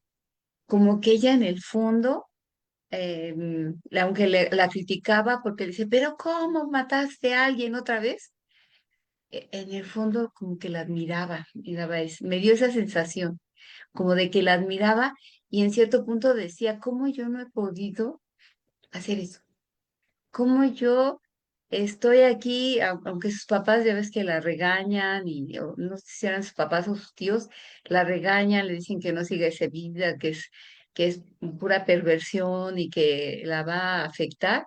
Al final yo la vi a ella como ausente, a la amiga, como si de lo que estuvieron hablando, que es a lo que yo me refiero, que es la omisión, como que ella estuvo fuera, como que si ella no hubiera sido, como si ella no hubiera existido y se va así como niña buena al final con sus papás o con sus tíos. Y como que pues yo no hice nada, yo tranquila, aquí estuve a un lado, pero soy totalmente ajena, así la vi, ajena a lo que le estaba ocurriendo a la que supuestamente ella quería como su amiga y yo le noté ahí un dejo de admiración, hasta como de envidia, de que ella quisiera tener el valor de hacer. Hay una parte de la película que se lo dice, ella, que ella no se explica cómo ella es capaz de hacer esas cosas, que ella quisiera entrar en su mente para comprender y en cierto modo dice yo también hacerlo, porque también tengo cosas que vengar, dice la joven, aunque no se profundiza mucho en exactamente a qué se refiere, pero yo esa parte sí me llamó la atención de la amiga de la Monster. Entonces, nomás eso quería comentar, de Monster, que no es Germán Monster, es Monster solito. Gracias. Gracias, Mari. Eh, Carlos, Estaba aprovechando el tiempo para buscar una cita que pues va muy de la mano de lo que tú estabas mencionando y creo que ahorita también viene ad hoc de lo que pues veníamos mencionando y aporta también María, que es una párrafo muy pequeño del texto de Yo, hambre y agresión de Fritz Perls que escribe en el 42. Y pues él hace referencia a unas tribus que pues de alguna manera mientras no tienen para estos parámetros de contraste, pues pareciera que todos los que están viviendo en ese contexto, pues es como si metafóricamente estuvieran dormidos. Y entonces surge la pregunta que formula Fritz Perls, donde dice, ¿qué pasa cuando uno de estos miembros del sistema despierta? ¿Sí? Y lógicamente pues empieza a tener pues diferentes contrastes, no despierta de la nada, ¿no? Y el párrafo dice más o menos así. Pero si un individuo despierta y vuelve sobre sus sentidos, entrará en conflicto con su medio ambiente y se encontrará aislado de su familia y amigos como figura en contraste con el fondo de la comunidad, un objeto de hostilidad y persecución. Probablemente desarrolle una neurosis individual a través de un proceso que no puede ser plenamente comprendido sin conocer el carácter paranoico. La comunidad será agresiva con el hombre que duda de su ideología y hará todo cuanto pueda para herirlo. Y él, a su vez, cuando es incapaz de devolver el golpe, o reprimirá su agresión o la proyectará sobre sus adversarios, transformando así una persecución real en manía y persecución y miedo. Manía de persecución y miedo. De esta forma, proscrito se retira del mundo y pierde contacto, y cuantas menos ocasiones tiene para satisfacer sus necesidades sociales y más privados sus satisfacciones están sus instintos, más grande se hace la viciosidad del círculo neurótico. Y pues creo que es en donde podemos ir viendo todo lo que va sucediendo desde casa, ¿no? Como bien lo estamos mencionando ahorita, todo lo que se va viviendo en este espacio, en este contexto, y cómo cuando pues mis conflictos es hacia mi mamá, hacia mi papá, pues metafóricamente hablando, tengo una figura sobre la cual poder descargar mi rabia, mi enojo, mi frustración, mi intolerancia. Pero cuando es una neurosis colectiva, pues cómo golpeo a la sociedad, cómo golpeo a la cultura, ¿no? Cómo me descargo contra ello. Y creo que desde ahí viene precisamente toda esta multiplicidad de conflictos donde pues yo no los agredo, ellos son los que me están agrediendo, que de alguna forma es la manera en la que pudiese la persona estar interpretando el mundo, pero a la hora de que creo que viene la parte más importante, ¿no? Donde yo quiero satisfacer mis necesidades, pues no hay a mi alrededor quién es, y esto hace que me aísle, me aísle más, me vaya aislando cada vez más de estas relaciones y va siendo más grandes mis necesidades. Entonces creo que ahí es en donde pudiésemos ir comprendiendo esto que Fritz va haciendo referencia a lo que es esta neurosis individual y también lo que hace como referencia esta neurosis colectiva y cómo todo esto pues va mermando las capacidades que puede tener la persona para satisfacer sus necesidades.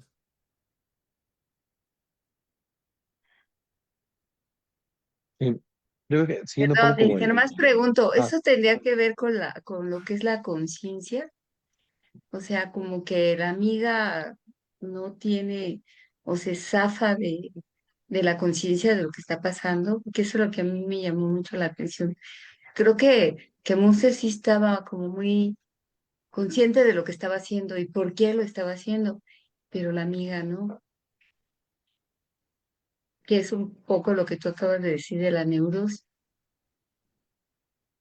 Me queda esa duda.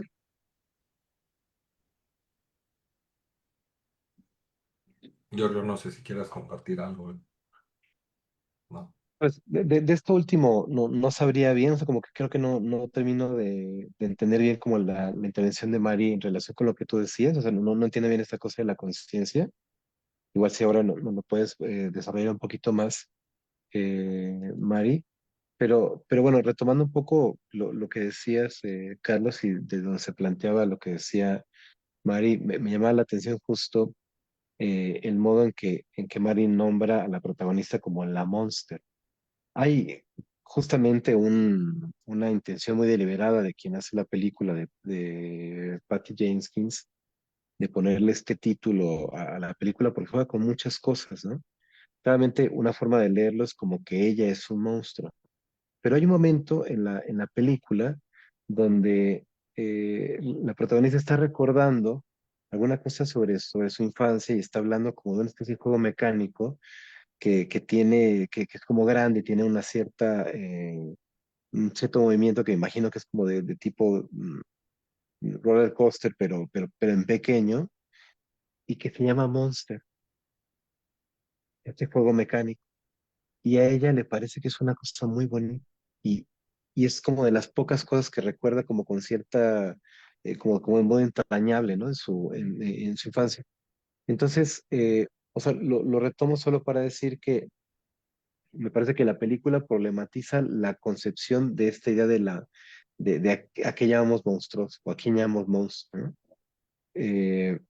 Porque el- lo que vemos en la película no es un monstruo, es un ser humano que tiene una historia muy complicada, como todos, pues, que pasa una serie de cuestiones y que la terminan llevando a situaciones muy extremas.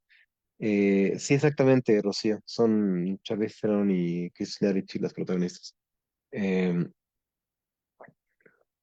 y lo que vemos es un ser humano, ¿no? O sea, que termina siendo vista como un monstruo o tal, pero que termina reivindicando ella misma en su propia historia de sufrimiento, de humanidad la propia idea de monstruo como algo que no es necesariamente una categoría de lo negativo, ¿no? Sino como parte del humano. Al menos es como la lectura que yo le doy también. Pero bueno, eso es lo que yo quería comentar. Y sobre la pregunta de Mari sobre la conciencia y en relación con la cosa de la neurosis colectiva, como que yo me perdí un poco, no sé si quieres desarrollarlo un poquito más, Mari, porque no entendí cuál es tu duda. Ah, bueno, es que yo me preguntaba que qué tanto yo, viendo la película, porque hubo partes que incluso me regresé para verla, ¿no? Que, pues sí, yo entendí que Monster era como una metáfora, ¿no? Decir, ponerle un nombre a las cosas que consideramos horribles, ¿no? Porque el matar a las personas es algo horrible, es algo desagradable. Pero yo me preguntaba, bueno, y para mí la conciencia son los valores, ¿no? Que tanto esta persona eh, tendría algunos valores, pero la otra amiga, la amiga como la presentan aquí, que era una chica que entiendo que estaba en su casa, que incluso hablan con ella y le dicen, no te vayas con ella porque realmente te va a pervertir, es la palabra que ellos utilizan, te va a llevar por un camino que no es, le dicen como que es el camino que no te enseñamos nosotros. tú te quieres ir por un lado que no, aquí no viste en tu casa, que aquí no ocurrió. Claro, no sabemos, tampoco se profundiza en qué tanto ella, porque a lo mejor el simple hecho de que la hayan regañado, para ella pudo haber sido muy fuerte, al igual que lo fue para la otra chica que hayan abusado de ella, por decir algo. Cómo cada persona toma las cosas de manera distinta y de alguna manera guarda cierto resentimiento y busca el escape para de alguna manera, pues sí satisfacer lo que ella estaba sintiendo. Porque hay un momento que ella tiene dudas, pero después como que se relaja y pues sí, ya sé que se fue, ya mató a alguien y ahí es donde digo, bueno, la conciencia y sus valores, ¿dónde quedaron? A eso me refiero. ¿Dónde quedó todo eso que en teoría nosotros vamos desarrollando a lo largo de nuestra vida? ¿Qué pasa con eso? No sé si esto me explique más, Giorgio, a Sí, Carlos. ¿Sí? pienso que sí. Y bueno, no sé si Carlos quieres decir algo, yo igual podría hacer un comentario también. Sí, me gustaría nada más aterrizarlo desde primeramente un encuadre gestáltico muy breve. Entiendo tu concepto fenomenológico de valores, pero bueno, desde por lo menos esta perspectiva gestáltica de campo, pues la conciencia no es una cuestión que se tenga o se posea, sino es una característica de lo que nosotros podemos ser. Nosotros somos conciencia y siempre somos conciencia de algo. Es lo que pudiéramos nosotros hablar como la intencionalidad. Entonces, nosotros precisamente somos relación, somos conciencia, somos intencionalidad, somos cambio, y de alguna manera siempre va a estar esta conciencia, y pudiésemos hablar en términos gestálticos de una conciencia reflexiva o no reflexiva, pero no es como este concepto como tú lo manejas. Ahora, nada más quitando este paréntesis teórico, regresando a esta parte de valores, simplemente yo lo que vería desde esta postura es entender que todos los seres somos sociales también, como por naturaleza, por decirlo de alguna manera, para expresarme muy sencillamente, ¿no? Y desde este punto es entender que todos los seres humanos tenemos valores. La problemática es que precisamente dependiendo del contexto en el que nos vamos desenvolviendo, pues son los valores que nosotros vamos desarrollando. Yo he tenido la posibilidad, por ejemplo, de trabajar con personas en situación de calle y por supuesto que tienen valores, pero son valores muy diferentes a los que nosotros dentro de la sociedad, dentro de los márgenes de la sociedad, llegamos a concebir, ¿sí? Una prostituta tiene valores, un narcotraficante tiene valores, que de alguna forma, insisto, estos valores no son compatibles con los que nosotros habitualmente los vemos, pues es completamente diferente. Es como hablar de la experiencia antisocial, por ahora cambiar rápidamente de etiqueta. Y pues a mí me llama mucho la atención como el manual diagnóstico estadístico del DSM, pues hace referencia a que son personas que carecen de culpa. Esto es absurdo, esto no existe. O sea, realmente todas las personas somos capaces de experimentar culpa, pero estas culpas que ellos experimentan son ante circunstancias muy diferentes a las que nosotros habitualmente llegamos a experimentar.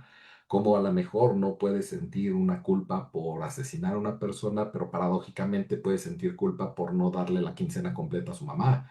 Entonces, de repente es lo que a veces nos es difícil como terapeutas, ahorita hablando de ese contexto, pues llegar a comprender de, ay, es que es una persona cínica, es que es una persona, cómo se puede expresar de esa manera? ¿Y usted mató a tantos? Sí, sí, ¿y lo volvería a hacer? Claro que sí, sí, y tú dices, no, no, no, no, no, carece de valores. No, es que sí los hay, sí los tiene, pero son valores propios de su situación, de su contexto, de su comunidad, y desde ahí es en donde pues tendríamos que hacer un trabajo fenomenológico para ir comprendiendo esos valores que tiene la persona.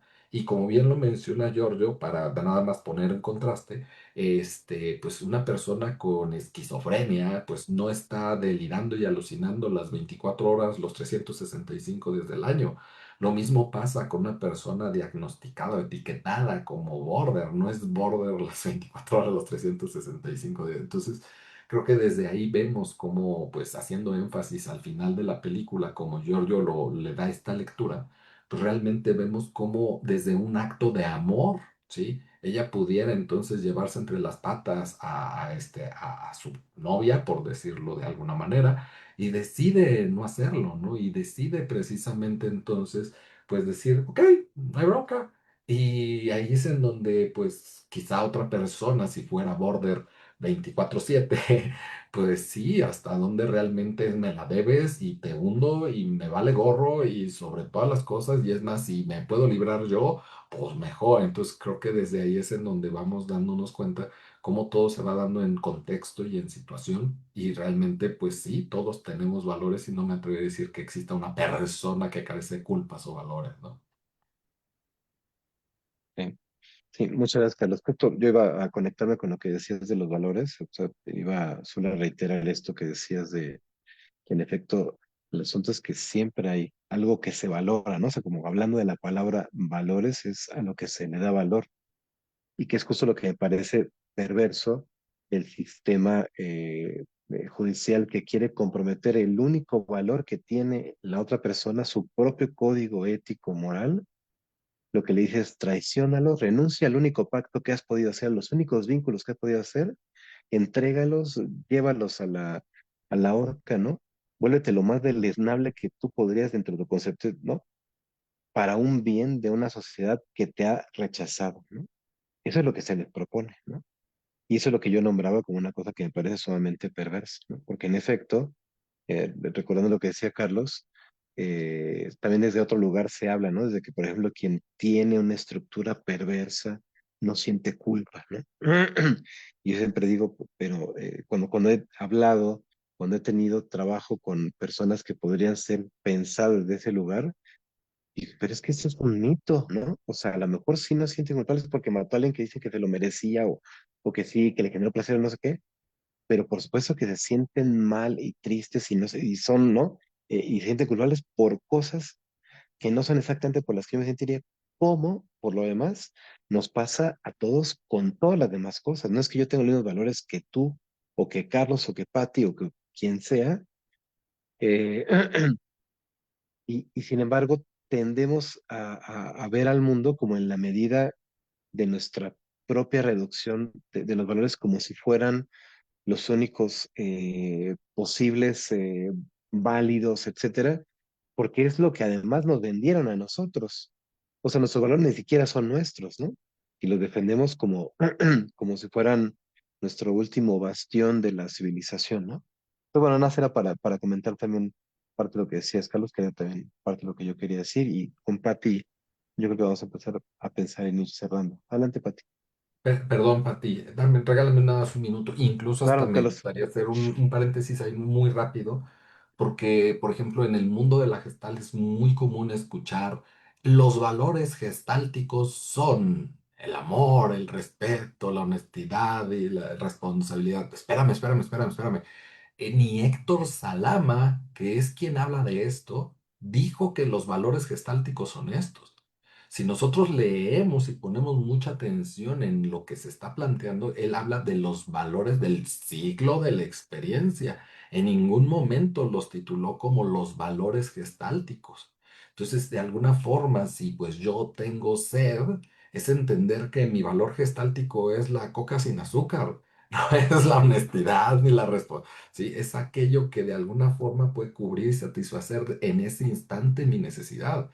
Y desde ahí es en donde tendríamos que darle una connotación diferente a los valores y no tanto como de nuevo, no normas fijas establecidos. Y creo que nada más, pues desde ahí es en donde tendremos que transformar y ver a la persona y no lo que plantea de nuevo un deber ser social. Perdón, Pato.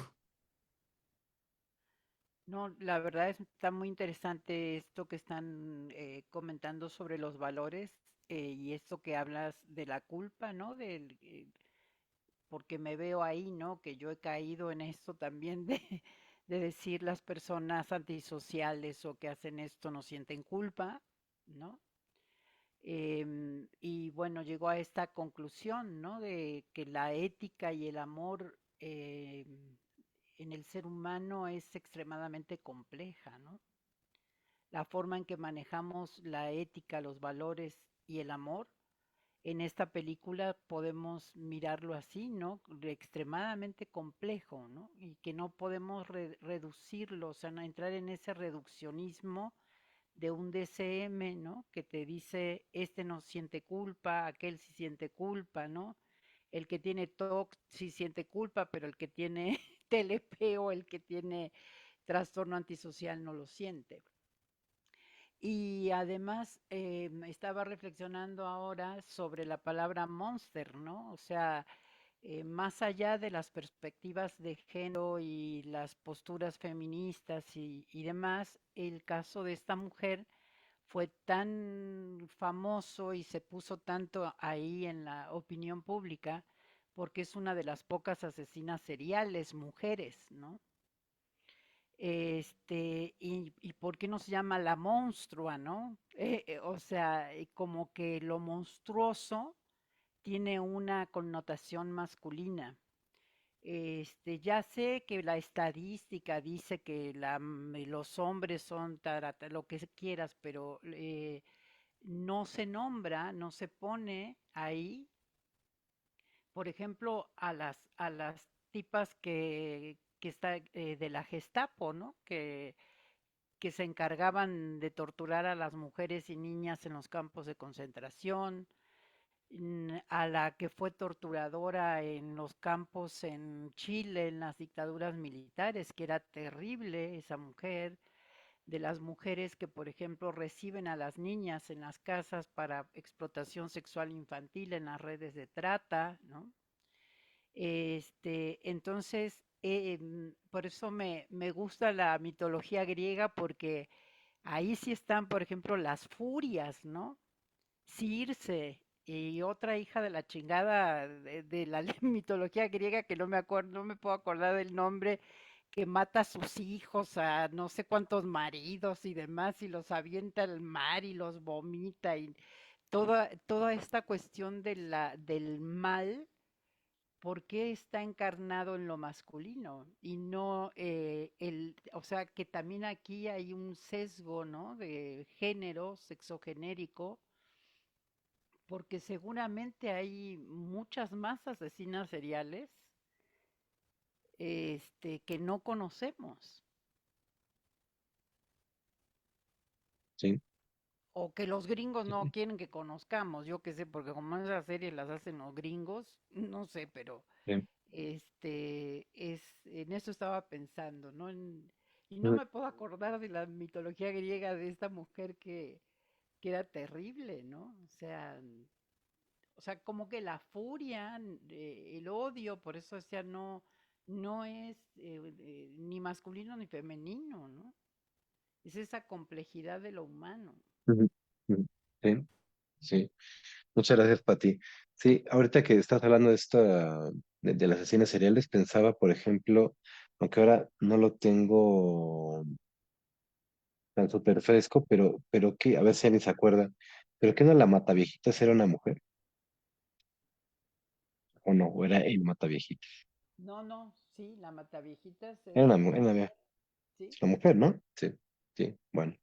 Digo, hablando de mujeres, ¿no? Que se pueden eh, entrar en esa lógica, pero sí hay una cosa como muy interesante de esta lectura de lo monstruoso como algo masculino, porque me parece que hay una cosa así de la Constitución que voy a llamar ahora en el último minuto que nos queda, algo que puede ser medio problemático si no se profundiza, pero pues ya ni modo, de nuestra constitución en tanto seres sexuales y sexuados, que sí hace que la expresión de la violencia tenga distintos registros, que no quiere decir que no seamos capaces de una cosa y otra todos, no, sino que hay una tendencia que quizá por eso es que la estadística puede estar más recargada hacia un lugar hacia el otro, pero que esa estadística se tiende a leer como entonces el otro no puede hacer esto, ¿no? O sea, los hombres son los que son los violadores, asesinos, no sé qué tal, entonces las mujeres no pueden, ¿no? Y pues no, ¿no? Pero sí hay una tendencia, decía por nuestra constitución sexual, a hacer una expresión de la violencia que puede ser o más sutil y menos fácil de detectar porque la estridencia que detectamos es este tipo del tipo que le pega a no sé quién o del martillazo, la sangre, etcétera. Y la que vemos menos es el tipo de violencia que, por ejemplo, ejerce, volviendo a la película, Selby con su pareja. O sea, decirle a tu pareja, vete a prostituir para que traigas comida a la casa y no mover un dedo para trabajar cuando también puede trabajar, es una violencia tremenda, solamente que no le está dando una cachetada, ¿no? Entonces, bueno, me parece que también hay una cosa que se puede rescatar, ¿no? En términos de pensar o problematizar, ¿no? Un poco el ejercicio de la violencia emparentada también con la idea de lo monstruoso y cómo es que esta cosa de lo monstruoso también puede encarnarse de muchas maneras distintas, que si se quiere, uno no necesita moler a palos a un hijo para hacer si queremos usar esta categoría, ¿no? Un padre monstruoso, uno puede ser una persona radicalmente ausente y tener un abandono, o sea, preferir estar 6, 7 horas enfrente del celular en lugar de enfrente del hijo que pide atención, ¿no? Y es, si se quiere, ¿no? Igualmente monstruoso que molerlo a palos, ¿no? Solo que uno, el DIF sale corriendo y, bueno, ojalá, ¿no? Y nos quita el niño y en el otro, pues simplemente es un padre promedio, ¿no? Entonces, bueno, esto es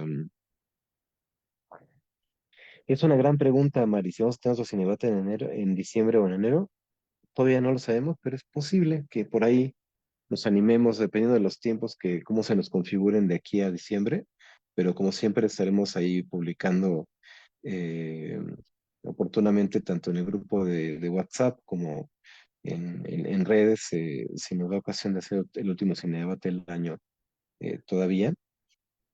Y pues bueno, yo por mi parte hoy pues iría también cerrando. No sé si quieras hacer también la invitación del seminario, Carlos.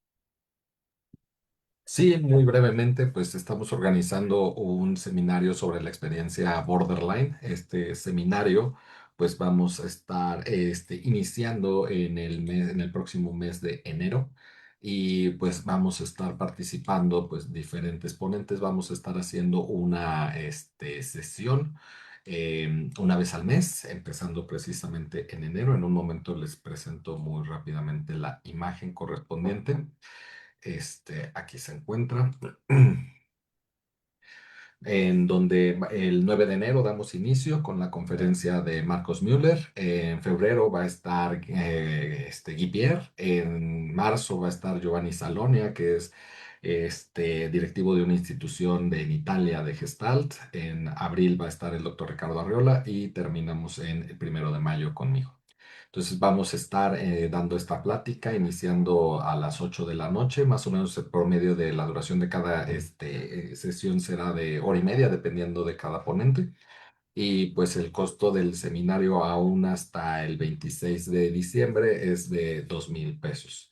En caso de que no deseen pues todo el seminario, pues pueden ustedes pagar las conferencias de forma por separada. Cada conferencia tiene un costo de 500 pesos y pues nada más lo más pronto posible debido a que pues hay una alta demanda en esta situación y pues el cupo es limitado. Entonces ojalá se animen, les interese y pues vamos a estar hablando sobre este abordaje desde la perspectiva fenomenológica, existencial y de campo. ¿Podría apartar la mitad y luego pagar o tienen que Sí, ser todo? tienes hasta antes del 26 de diciembre para poder pagar, digamos, el costo de 2,000 pesos, o sea, las 5 conferencias por 2,000 pesos. ¿Sí? Y cualquier duda que tengan, con mucho gusto me pueden escribir y les puedo dar los informes que requieran.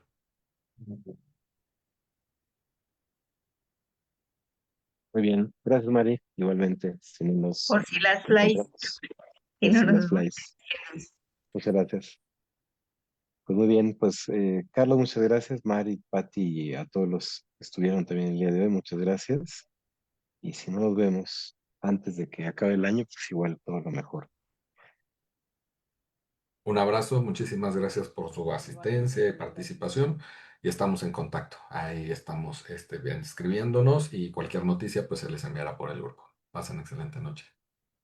Hasta luego. Muchas gracias. Un abrazo. Bye. Un abrazo.